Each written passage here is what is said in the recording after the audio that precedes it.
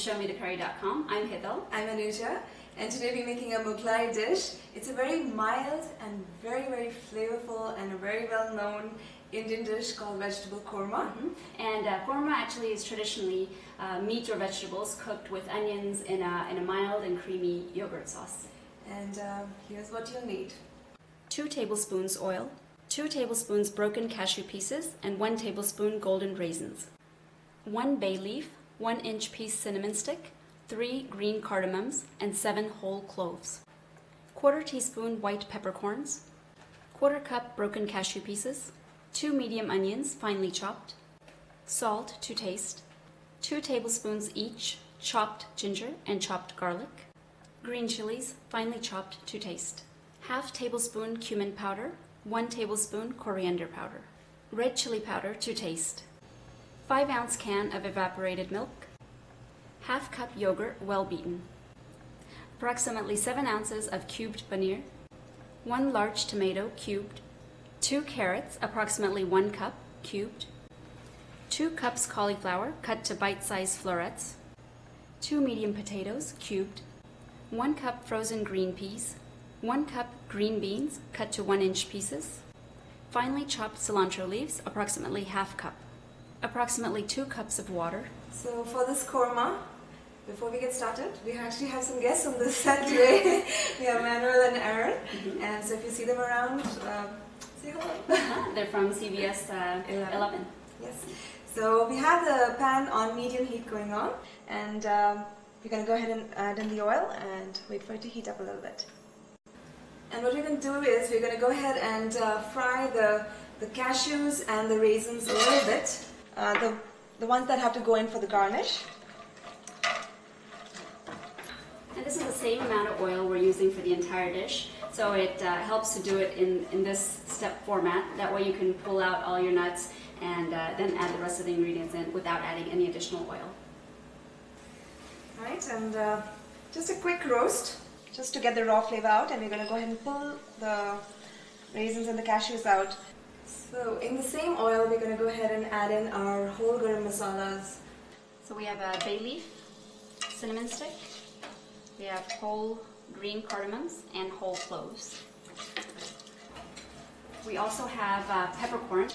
And just a quick roast, and we're going to go ahead and add in the cashews. Now these are the ones that go into the gravy, so we're going to be grinding them. That's the 1/4 cup. And we're ready for the onions.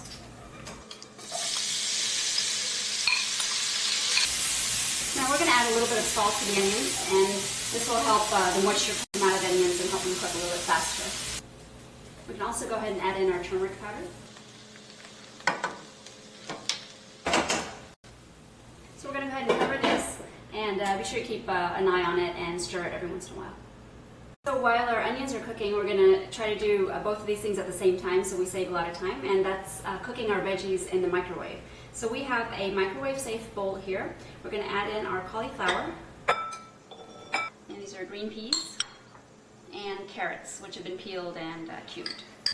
Actually, these 3 vegetables cook pretty much at the same time, so we have combined these, and with the others we're going to do separately. And we're also going to salt this mixture right now, lightly salted. If you wait till the end to salt your vegetables, the salt will remain over the coating and it doesn't go inside the veggies, so it's a good idea to salt it beforehand. And we'll give it a good mix, and we'll add about 1/2 cup of water in here.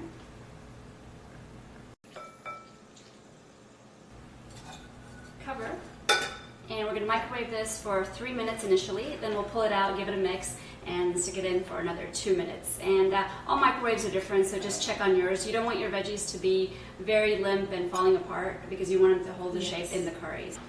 So the onions actually have been cooking for about 3 minutes, and we have stirred it in between. And what we're going to do now is add in our ginger, garlic, and our green chilies. Here's our ginger, garlic, and green chilies. And give it another good mix, and we'll cook it for another just a couple of minutes. Okay, let's check on the onions. Wow, they've got a good color. Turn it off, and we're going to let it cool down before we grind it. So our veggies, our cauliflower, peas, and carrots cooked in the microwave for about 5 minutes. So I'm just going to remove them into another bowl. And actually in the same bowl, I'm going to add the potatoes.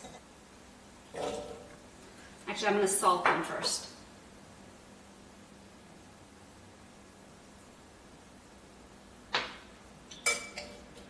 Okay.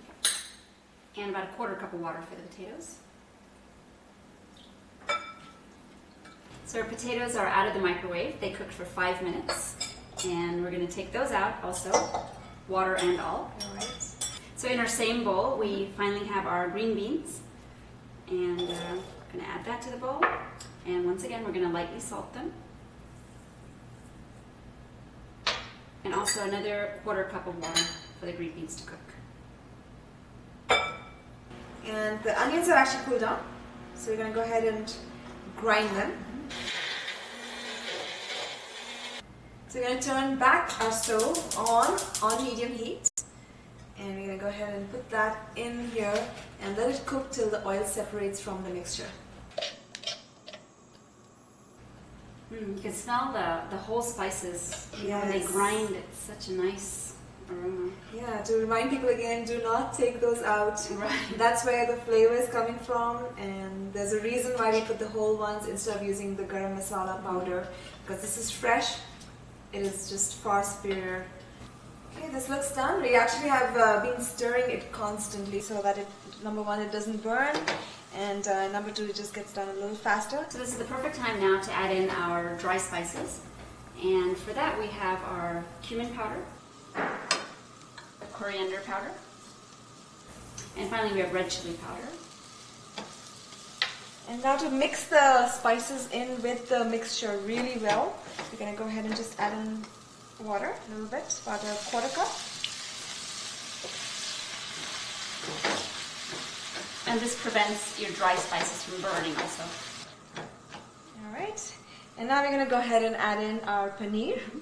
Because that's not been cooked, we're just going to kind of cook it in this itself. We can also add in our chopped tomatoes. So we're going to just cook this mixture for about just a couple of minutes. Okay, so we can now add in our evaporated milk.